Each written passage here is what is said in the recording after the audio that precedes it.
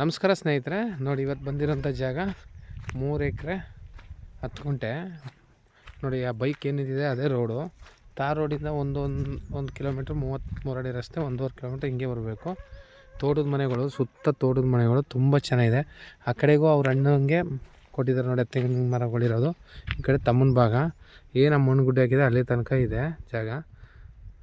Square ಆಗಿದೆ, sketch ಮಾಡಿ ಕೊಡ್ತಾರೆ ನೋಡಿ. ಅಕ್ಕಪಕ್ಕ ಎಲ್ಲ ತೋಟ ಮನೆಗಳೇ, ಊರದ ಮನೆಗಳಿರೋದೆಲ್ಲ ತೋಟದ ಮನೆಗಳು ನೋಡಿ. ಜೋಳ ಎಲ್ಲ ಹಾಕ್ಕೊಂಡು ನೀಟಾಗಿದೆ. ಇದು ಇದೇ ಥರ ಮಣ್ಣು, ಪ್ಯೂರ್ಲಿ ರೆಡ್ ಮಣ್ಣೆ. ಬಟ್ ನೋಡಿ ಇದೇ ಥರ ಮಣ್ಣು. ಇದು ಬೆಂಗಳೂರಿಂದ 155 ಕಿಲೋಮೀಟ್ರ್ ಆಗುತ್ತೆ, ಮೈಸೂರಿಂದ 95 ಕಿಲೋಮೀಟ್ರ್ ಆಗುತ್ತೆ. ಇದು ಹನೂರಿಂದ 12 ಕಿಲೋಮೀಟ್ರ್ ಆಗುತ್ತೆ. ಜಾಗ ನೋಡಿ ರಸ್ತೆಗೆ ಇದೆ, ಈ 33 ಅಡಿ ರಸ್ತೆಗೆ 26 ಲಕ್ಷ ಹೇಳ್ತಾರೆ ಎಕರೆಗೆ.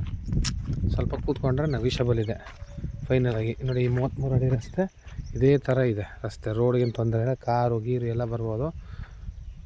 ನೋಡಿ ಜಾಗ ಮಾತ್ರ ತುಂಬ ಚೆನ್ನಾಗಿದೆ. ಮಳೆಗೆ ಜೋಳದ ಕಡೆ ಹಸ್ಗಳು ಮೇವು ಹಾಕಿದ್ದಾರೆ. ಸುತ್ತ ತೋಟದ ಮನೆಗಳೇ, ಬೋರ್ ಹಾಕಿದ್ರು ನೀರು ಹಾಕ್ತವೆ. General property